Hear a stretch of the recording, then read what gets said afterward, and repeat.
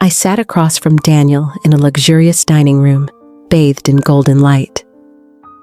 The glass of red wine in my hand swirled gently in rhythm with the soft, classical music playing from the hidden speakers in the ceiling. Light reflected through the crystal made the wedding ring on his finger shimmer no less brilliantly than those deep, captivating eyes. I smiled to myself, not for any particular reason. Maybe just because I was happy. It had only been a month since I became Daniel's wife, but the feeling was still as fresh as our very first date.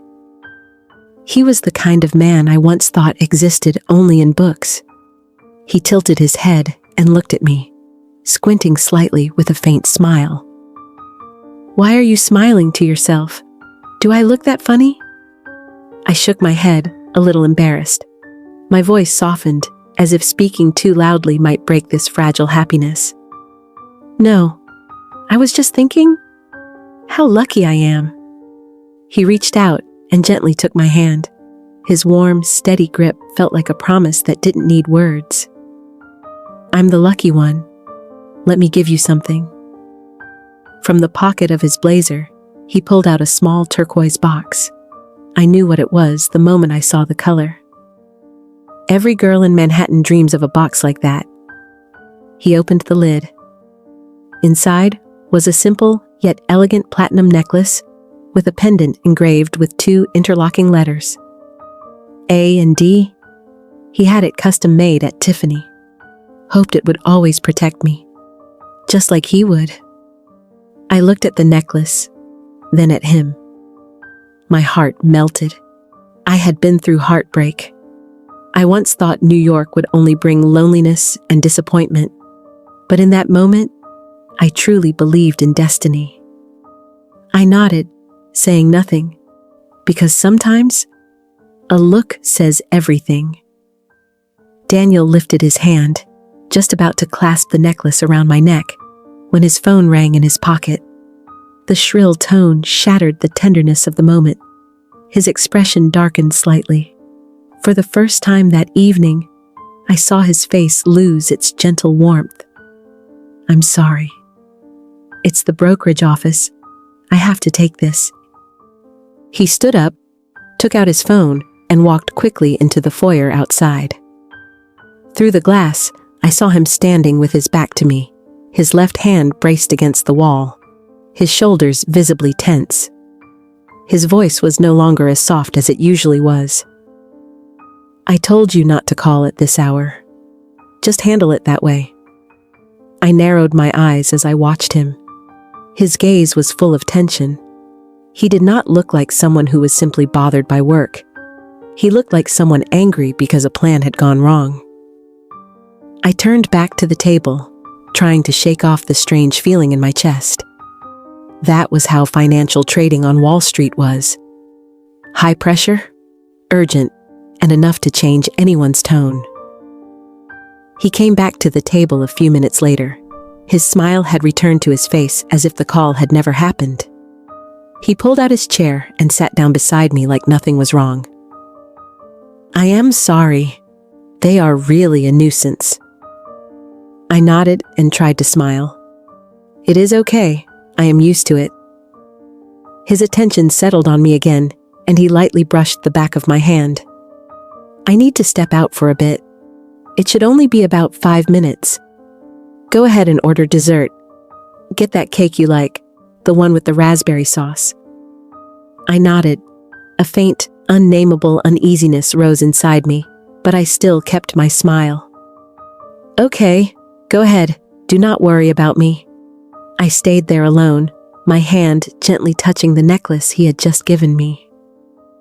The chain was icy cold, the stone pendant smooth under my fingertips. For a moment, the air around me seemed to sink. A shiver passed through me. The feeling that someone was staring at the back of my neck made me turn my head on instinct. At the table behind me, an old woman dressed simply was sitting alone. In front of her was a plate of pasta that was almost untouched. Her eyes were fixed directly on me, neither avoiding nor rushing past. There was something very strange in that look, a mix of worry and pity, and a kind of indescribable fear. I tried to smile back and was about to turn away when she stood up. Her steps were slow and steady. She walked straight to my table, no detours, no hesitation. "Young lady, listen to me. Leave this place right now." I stared at her, completely taken aback. Her voice was quiet but urgent. Her hands were trembling slightly. "What are you talking about? I do not understand." She did not answer right away. She glanced quickly toward the door where Daniel had just disappeared. Then she leaned down, gripped my hand, and hurriedly pressed something into it. "Do not ask questions. Call a cab. Go to the address on this key. Wait for me there. Do not trust anyone, not even the police. That man is not a good person." I yanked my hand back in panic, but she held on tight. The words burst out of me, almost angry. "You are mistaken? My husband, he is not that kind of man." Her eyes filled with tears. She squeezed my hand one last time, her voice catching. "My daughter. She used to think the same way you do. Now she is gone. Run." As soon as she finished speaking, she glanced toward the door again. This time, her expression changed completely. Without another word, she let go of my hand and turned away quickly. She did not look back. She left me sitting there, still clutching the wad of cash and an old metal key. I quickly stuffed the money and the key into my bag. My hands were still shaking. I lifted the half-empty glass of water and took a sip, trying to look calm. My heart was pounding in my chest. I closed my eyes for a brief second, then opened them, forcing myself to see everything clearly again. Daniel walked back in from the foyer. He still wore his familiar smile, still had the same gentle manner as always, but something made me freeze. Behind him were two unfamiliar men. Both wore black suits, tall and broad-shouldered, their faces stern and cold. They did not look like anyone I had ever seen with him at previous meetings. They did not look like brokers. They did not look like colleagues. Their eyes did not scan the room. They were fixed on me. "I am done. I am sorry for the wait." I did not hear the rest of his sentence. Every sound seemed to be drowned out by another echo. In my head, the old woman's words kept replaying. "She is gone now. Run!" I shot to my feet. My head spun a little. My legs felt unsteady. I feel a little lightheaded. "I am going to the restroom for a minute." Without waiting for his reply, I turned and walked away from the table. As my heels hit the glossy wooden floor, I felt as if hundreds of eyes were following me. But I did not look back. I did not dare. I just kept walking straight toward the sign for the ladies' room, one step at a time, steady and deliberate. I knew I did not have much time. I had to get away. Right now. I rushed into the restroom, shoving the door until it slammed shut behind me. My back pressed flat against the cold wooden surface. My whole body felt out of control. I tried to breathe evenly, but my chest only clenched in tight waves. I turned and hurried to the only window in the gleaming tiled room. It was large, but sealed shut. The glass was thick and solid. I pushed. It did not budge. I hit it with my fist. Only a dull, rigid thud rang out hard and cold. I yanked at it again. Useless. There was no way out through here. I stepped back a few paces and bumped into the edge of the sink. My head was burning. My legs were starting to give out. I looked around, as if hoping the walls themselves would open up a way to escape. But they did not. Out there was him, and the two strange men. I bent over my bag. The only thing that could possibly change anything was the wad of cash the old woman had given me. I pulled it out, the large bills stacked neatly, still smelling like fresh paper. I gripped it tightly. It was all I had left to gamble on. I opened the restroom door, trying to keep my composure. The hallway was quiet, the lighting soft. To my right, a young staff member was bent over, arranging glasses and cups on a tray. His white shirt had a small wrinkle at the cuff. He looked like a college student working a part-time job. I walked over to him and spoke in a low voice. "Please help me." He looked up, a little surprised by the expression on my face. "Miss, what is going on? Are you all right?" I lowered my voice and stole a quick glance toward the restaurant foyer in the distance. "Someone is watching me. Out there. Please, is there any way out that does not go through the main lobby? Maybe an emergency exit?" He looked flustered, his eyes darting around before he answered softly.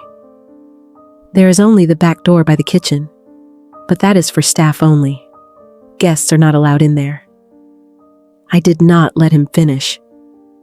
I slipped my hand into my bag, pulled out half of the cash, and quickly held it out to him.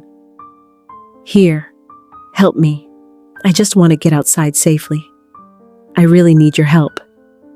He looked at me, then at the money in my hand. His eye twitched slightly. I could see the hesitation written all over his face. But after only a few seconds, he nodded. "Follow me, quickly." I walked right behind him, winding through a narrow, dim hallway. Old brick walls closed in on both sides. The air smelled of grease and leftover food. The clang of pans from the kitchen next door made me jump more than once. He did not say another word. I kept my head down and tried to keep my breathing as steady as possible. We turned right. A small steel door came into view ahead of us. Above it, a green sign with white letters read, "Exit." He slid a key into the lock and turned it. "Once you go out, turn right and you will be on 54th Street. I nodded, still gripping my bag tightly. "Thank you. Really, thank you." He said nothing. I pushed the door open and stepped out without looking back. The New York night wind slapped my face with icy cold. The air outside carried the smell of the streets, of trash, and of life itself. I ran. I only knew to run. I did not stop. I did not think about anything else. I only knew that I had just escaped from a place where, if I had been a few minutes later, I might never have had another chance to breathe this free air. I raised my hand to hail a yellow cab. The door opened, and I slid into the back seat, took the key out of my bag, and read the hotel address faintly engraved on it to the driver. The car pulled away. I sank low in my seat, constantly looking back over my shoulder. Every time a black SUV passed by, my heart tightened all over again. The cab stopped in front of a small hotel in Midtown West. The paint on the sign was peeling. The yellow lights were dim and blurry. I walked inside. The front desk clerk was dozing off behind the counter. I went straight up to the third floor, slipped the key into the lock, and opened the door to room 302. The room was small and worn, with dark wallpaper. Not luxurious, nothing special, but it was clean and quiet. I locked the door, leaned my back against it, and slowly slid down onto the old carpeted floor. For the first time in hours, I let out a long breath. After a while, there was a knock at the door. Soft. 3 taps. "Amanda, it is me, Mrs. Miller." I stood up and walked closer. My heart started pounding again. I cracked the door open. She stepped inside, clutching her purse tightly, her face drawn with fatigue. I closed the door. I stood still for a moment, then asked outright, "Who are you? Why did you say those things about my husband?"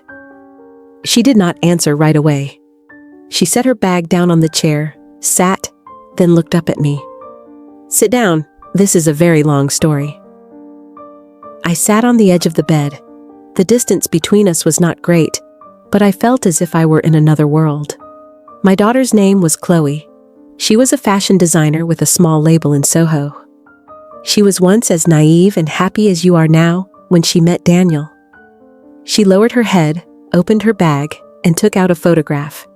In it, a young blonde woman was smiling brightly, standing next to Daniel in Times Square.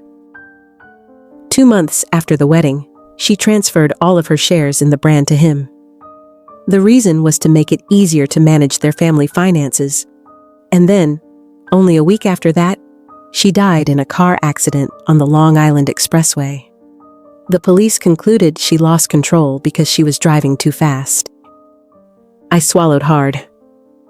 A question slipped out. It was just an accident. She shook her head, her eyes reddening. I used to think so too, until I started to investigate. Before Chloe, Daniel had 2 other wives. She kept rummaging in her bag and took out a thin file. She handed it to me. The first wife was a tech entrepreneur. She died of an allergic reaction she had never had before. The company's shares went to him. The second was an architect who fell from the balcony of their penthouse apartment after signing a joint property agreement. Both deaths were closed as accidents. I opened the file. Photographs, articles, death certificates. Everything was right there. I looked down at my neck. The Tiffany necklace was still there. But now it made me feel cold. Why did the police not investigate? She leaned back in her chair, the corners of her mouth lifting in a faint, tired smile. He is very good at cleaning things up, and he has very strong connections. Every case was closed. No one suspected anything. You are the 4th, Amanda. A young architect with valuable design copyrights and a luxury apartment you designed yourself. You are the perfect target. I clenched my fists. Everything was starting to come into focus. The questions about the will, the advice to sign joint financial documents, all of it had been arranged. I looked at her, my voice rough. So, what am I supposed to do now? The phone in my bag vibrated. I picked it up. An anonymous message. A short line of text appeared on the screen. Mrs. Miller has not told you the whole truth. Meet me at the Daily Grind, 22 45th Street, 9 o'clock tonight. Do not bring her. Right after that came a photo. It showed Mrs. Miller sitting and talking with a middle-aged man in a Starbucks. The 2 of them looked close. I looked up at her. My head was flooded with questions. Do you know a man named Robert? Her eyes flashed with a brief flicker of confusion. Then she turned away. No, I do not know him. Do not trust anyone else. Listen to me. Leave this city. Her words echoed, but they no longer sounded as certain as before. I nodded and did not react any further. But I knew. I had to meet the person who sent the message. I had to find out what the truth was, no matter how frightening it might be. I hurried into an internet cafe in Hell's Kitchen and found the most secluded corner I could. My hands were ice cold as they rested on the keyboard. I logged into my bank account, the one I had built up over years of working as a freelance architect. A bright red notification line appeared on the screen. The account had been temporarily frozen at the request of the linked account holder, Daniel Wright. The words burst out of me almost without thinking. This cannot be. Before I could even process it, my phone vibrated. An unknown number. I hit accept. Hello? We are calling to confirm the transfer of the entire balance from the account of Mrs. Amanda Wright to a trust fund managed by Mr. Daniel Wright, based on the request form you signed. I shot up from my chair, my voice cracking. I did not sign anything. That is a forgery. The voice on the other end replied in an even tone. Ma'am, the signature has been checked and verified. Everything is in order. My hand went slack. The phone dropped onto the table. In my head, everything seemed to shatter. In order. How could that be? I had never signed anything. Then I remembered. Last week, Daniel had handed me a stack of documents. He said they were just paperwork for buying a car, consolidating our finances after the wedding, totally routine. I believed him. I bolted out of the cafe and grabbed a cab to Williamsburg.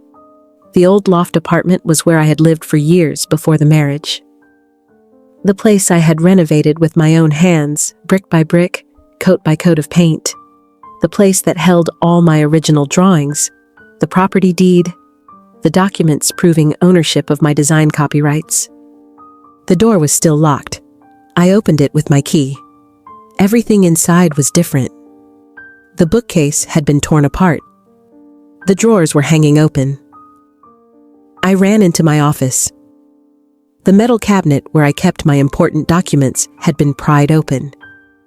Empty. I staggered, bracing myself against the rough brick wall. Dear God, he has already taken everything. I was still not ready to give up. I searched everywhere, every drawer, every crack between the furniture. Then I saw it. On the reclaimed wood dining table, someone had left a wedding photo of Daniel and me. I was still smiling.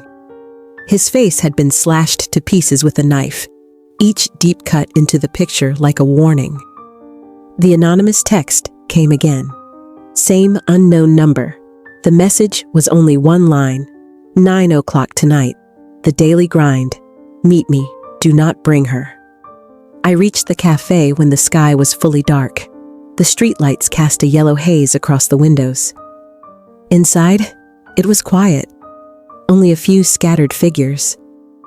I looked around and spotted him right away. The man from the photograph. Dark gray suit, tie loosened.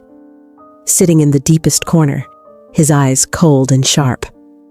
Without waiting for an invitation, he spoke the moment I stepped up to the table. Sit down. If you made it here alive, you are already luckier than most. I pulled out the chair, keeping my distance. Who are you?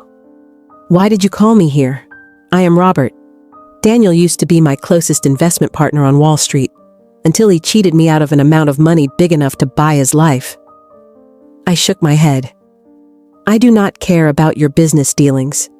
I only want to know about Mrs. Miller. He tilted his head slightly. A faint, crooked smile appeared. Mrs. Miller. The one who warned you? Do you know she used to be Daniel's foster mother? They were once a family, until that boy grew up and became more greedy than she ever imagined. I sat still. That sentence was like a door swinging open. Everything I had ever believed in began to crack, layer by layer, and I knew the answer I was looking for was still far ahead of me. I stared at the man across from me, my voice catching in my throat. What did you just say? He leaned back in his chair, his eyes never leaving me for even a second. She and Daniel have always been a perfect team. She plays the role of the one who warns you. She builds trust. She makes wives like you so scared and confused you cannot think straight. Then Daniel shows up, gentle, kind, like some kind of hero. If the plan goes wrong, he cleans it up himself. If it is minor, he sets a legal trap. If it is serious, there is an accident. Your case is the same, but this time, maybe the split was not in her favor, so she decided to blow everything up. I shook my head, almost speaking the words out loud. That is not true. It cannot be. She has evidence. She has files on the dead ex-wives. He slammed his hand on the table, his voice hissing through each word. Idiot, it is all staged. Where do you think she got the photos and documents? He gave them to her. A perfect sacrificial lamb. When you start doubting, when you panic, when you run, Daniel loses credibility, and I get back what he stole from me. You are nothing but a pawn in the war between him and me. Nothing more. I fell silent. My heart was pounding wildly. I no longer knew who was telling the truth, who was acting, who was dragging me into what kind of swamp. He lowered his voice, this time speaking slowly, forcing control over every word.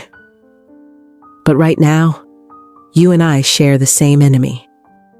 Help me get proof that he is a fraud. I will not only help you recover your assets, I will get you safely out of the United States. To Europe. You cannot trust anyone but me, Amanda. I pushed my chair back and stood up. It felt as if all the strength had drained from my body. I did not say a word. I did not even glance back. I walked out of the cafe, leaving him sitting there alone with his firm, calculated offer that was cold enough to make my skin crawl.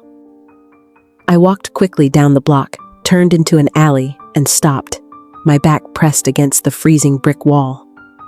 I pulled out my phone, the screen lighting up with Mrs. Miller's number still sitting at the top of my recent calls. I stared at it. My hand was shaking. I wanted to call. I wanted to confront her. But what if Robert is telling the truth? What if she really is the one who planned everything? That call could be a trap. After that, I might disappear just like the women before me. I clenched my hand and turned off the screen. In my head, Mrs. Miller's voice echoed like a bitter warning. Do not trust anyone. Maybe that is the only thing she ever said that was true. I slipped the phone back into my pocket. The city was still bright, people still drifting past one another as if nothing had happened. But I knew that from this moment on, there was no way back for me. I could not trust anyone. I had to reach the very end of the truth by myself. I had to face all three of them. And this time, I would be the one to decide how it ended. I sat motionless on a stone bench in the park, my arms wrapped tightly around my coat, the dim lights in the distance spilling over the cold black surface of the lake. The night wind slipped along my shoulders. I turned my phone back on, the screen lit up with a series of missed calls. I did not care about the unknown numbers. I tapped on a familiar name. The call rang 3 times before she picked up. Her voice came through thick with worry. Amanda, where are you? Why are you not answering your phone? My voice dropped, firm and unshakable. I need to meet you, right now, in Central Park, near Bethesda Fountain. You must come alone. If I see anyone with you, I will disappear forever. 1 a.m. The park was silent. Only the chirping of insects and the pale yellow glow of the lamps reflected on the water.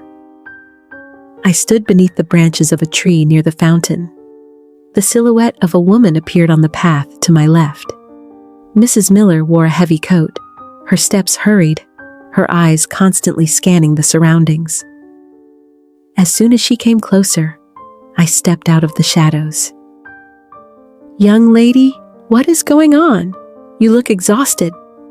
I cut her off, keeping my voice blunt and icy. Who is Robert, Mrs. Miller? She froze.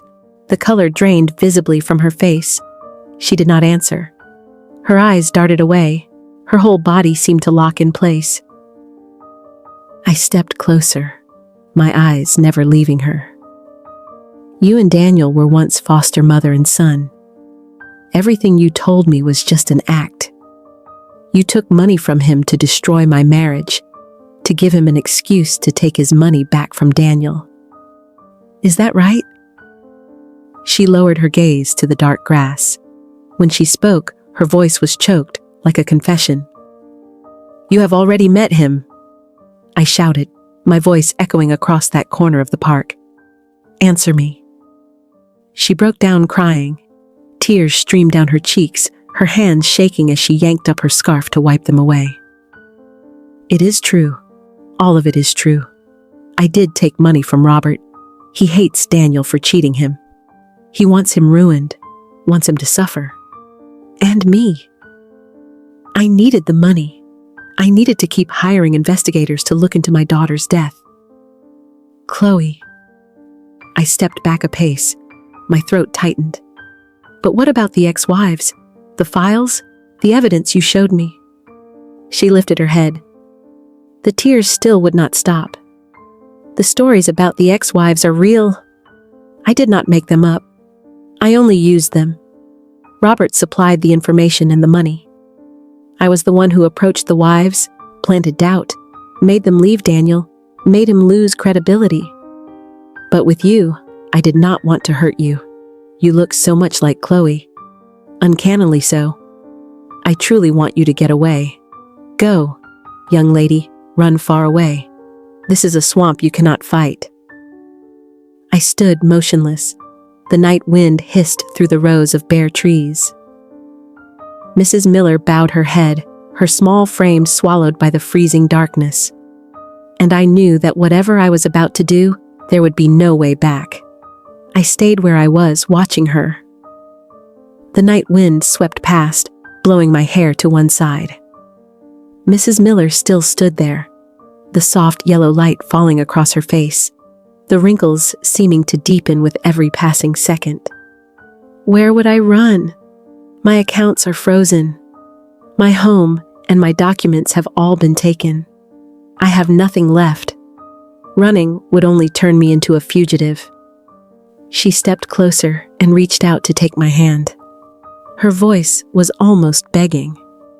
"But being alive is better than being dead, young lady." I pulled my hand back, keeping my distance, and looked at her for a long time. "Thank you for half the truth. Now please leave, and do not contact me again." I turned and walked away. I did not look back. The soft tap of my shoes on the park stone sounded in an even rhythm that stretched into the darkness. Behind me, I knew she was still standing there, alone, in the dark, caught between her guilt and the choice she had made. I wandered aimlessly through a few streets.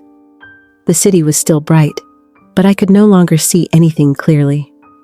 When I stopped in front of a 24-hour convenience store, the icy light above shone straight into my eyes and made me stop short.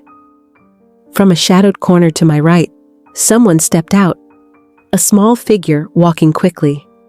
"Amanda, I am Lily, Daniel's assistant. Please do not scream. I need to talk to you." I started and took a step back, my hand tightening around the strap of my bag. "You... What is happening? He sent you here, did he not?" She shook her head, her eyes wide, filled with tension and a raw sincerity. "No, I hate him. My sister, Sarah, his second wife." He pushed her off the balcony of the penthouse. Then he said it was an accident. She opened her bag. Inside was a brown notebook with worn corners. I pretended to be loyal. "I have worked for him for the past 2 years to collect evidence. Everything is in here. Money transfers to Swiss banks, secret calls, a powerful woman he calls godmother. It is all recorded." I took the notebook. My hand touched the cold leather cover, the smell of old ink still sharp. I flipped through the pages. Slanting handwriting, strings of account numbers, bank codes, transfer dates, and many abbreviations I did not fully understand. But one name appeared over and over. Madame Theo. I stopped at the 7th page. My fingers rested on that line. Who is Madame Theo? She looked at me, her eyes suddenly clouding over. I am not sure. But from what I have overheard, she is the one pulling all the strings. She has major power in the world of finance and law. She can make things disappear. Daniel is just a piece on the board. She is the one controlling everything. Robert, Mrs. Miller, they are all just small pawns in her game. I looked back at the words I had just read. The whole world in my head seemed to flip over all over again. Why do you trust me? Why come to me? She stepped a little closer, her voice dropping. Because you are the only one still alive after learning the truth. And because you are like me, a victim. We have to work together. Alone, we die. If we work together, maybe we have a chance. I looked at her. She was no longer just a slender assistant. She was a younger sister who had lost her big sister. A woman who had pretended for 2 years, living beside her enemy while gathering scraps of proof. It was not pity, not manipulation. It was pain, recognizing pain. I nodded, gripping the notebook tightly in my hand. All right, we will do this together. But first, we need to find out who this Madame Theo really is, and why she has the power to play with people's lives like this. The cramped rented room in Queens had only a single yellow bulb dangling from the ceiling. On the rickety wooden table, Lily and I sat facing each other. Between us lay the worn notebook and the necklace Daniel had once placed in my hand, like a promise of protection. I turned the stone pendant between my fingers, my voice dropping, unable to hide the bitterness. He gave me this to keep me safe. Now it is going to be the thing that convicts him. Lily nodded slightly. She pushed the notebook toward me, then spoke softly. I have contacted a friend of mine in tech out in Silicon Valley. He can install a micro-listening device inside the stone. It will record clearly within a 5-meter radius. The battery will last for 48 hours straight. I nodded. The softness was gone from my eyes. I was ready. Good. We are going to stage a play. I will go back. Pretend to be panicked and terrified. I will say that Mrs. Miller and Robert kidnapped me, that they tried to lure me into turning against him. I will apologize. Beg him to forgive me. Lily looked worried. She clenched her hands and asked quietly, "But what if he does not believe you? What if he realizes what you are doing?" I let out a faint laugh. Not because anything was funny, because I knew exactly who he was. He will believe it, because he is arrogant. He believes in my innocence. He believes he can control everything. And more importantly, right now, he is angry. An angry man is easy to lull. I will give him a chance to brag, to lecture me about how foolish I have been. He will not be able to resist. The penthouse door opened. Daniel stood there in expensive sleepwear. I rushed to him, wrapping my arms around him like a drowning person grabbing a piece of driftwood. My clothes were rumpled, my face pale as chalk, my eyes red and swollen as if I had cried myself dry. Daniel, I am sorry. I am sorry. They kidnapped me. They lied to me about you. He gently pushed me back. His eyes searched me. His mouth formed the question as if he were reading the words straight from my mind. Who kidnapped you? I trembled, pointing around wildly like someone who had lost all sense of direction. Mrs. Miller, and a man named Robert. They locked me up. They told me you are a killer, a fraud. They tried to force me to turn you in, but I did not believe them. I escaped. You have to help me. I collapsed against him. He squeezed my shoulders lightly. His breath brushed my hair, warm and sweet like snake venom. Hush. It is all right now. I am here. I knew you would come back. You are just a little bird, too fragile to survive on your own. I closed my eyes, feeling each of his words glide across my skin, hidden inside my collar. The tiny device, no bigger than a fingernail, had already begun recording everything. And this time, I was the one in control. I sat down on the sofa, my hands still trembling slightly as Daniel poured me a glass of whiskey. He set the glass on the table, folded his arms, and looked at me, his eyes full of triumph. People like Mrs. Miller and Robert are nothing but pathetic little vermin. They are jealous of my success on Wall Street and want to drag me down into the mud. I reached out and took his hand. My voice was gentle, as if I were still lost and confused. But they have photos and files about the other women. He curled his lip, lifted his drink, and took a sip. He looked at me as if I were asking something completely ridiculous. Those idiots. They do not understand the rules of the game. In business, the strong survive and the weak get eaten. Chloe was the one who decided to drive like a maniac. The architect was the one who happened to slip. They were just unfortunate accidents, and I am the legal heir. Of course, I keep the assets they chose to sign over to me. I gave his hand a small squeeze, as if I were clinging to the only support I had left. My voice softened, but I still do not understand. Those women? Why did they die? You really expect me to believe it was all just an accident? Daniel leaned in, as if he had been waiting for that question all along. He smirked, catching my gaze with a look of pure self-satisfaction. Chloe was the biggest fool of all. She believed in love, believed in it so much she handed over every share of her brand to me. 1 week after we signed everything, she drove like a lunatic. On that stretch of highway, one sharp turn was enough. The car was wrecked. The body was not in one piece. I said nothing. He went on, his voice smooth and even, as if he were making casual conversation. And the first wife, a very successful businesswoman in California, allergic to seafood, no prior symptoms. But that night, at a party in a Japanese restaurant, she took a bite of sashimi. That was the last one. The doctors called it anaphylactic shock. All of her assets passed to me, exactly as the prenup stated. I swallowed hard. He was drunk on victory, not noticing how hard I was trying to keep myself from shaking. And the third one, Sarah, Lily's sister, the one you have already met, a celebrated architect, smart, but too trusting. She signed the joint asset agreement right before the wedding. 1 week later, during an argument, she was standing close to the railing on the 28th floor. The penthouse on the Upper East Side. That railing only needed the slightest shove. You understand. No one heard anything. No cameras. Just a body falling straight onto a garbage truck waiting at a red light.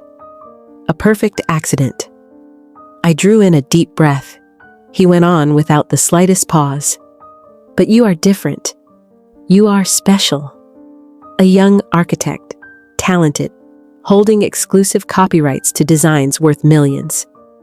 The apartment is in your name with independent paperwork. I needed time, but eventually you fell in love with me like all the others. And eventually you would give me everything. All I had to do was wait for the right moment. I stayed silent. He watched me as if daring me to argue. You want to know why the police never do anything? Because my lawyer is Madame Theo. Her people are everywhere. The district attorney's office, the courts, the media, the investigative agencies, even the hospitals that do forensic exams. Every accident is certified by the best experts in the field. Everything is clean. No trace. I lowered my head. My voice came out weak, as if I were begging for some scrap of safety. If one day I get dragged into this, if they start to suspect me, you will protect me, right? He set his glass down. He looked at me as if I had just asked the most naive question in the world. No one will dare touch you as long as you know how to obey.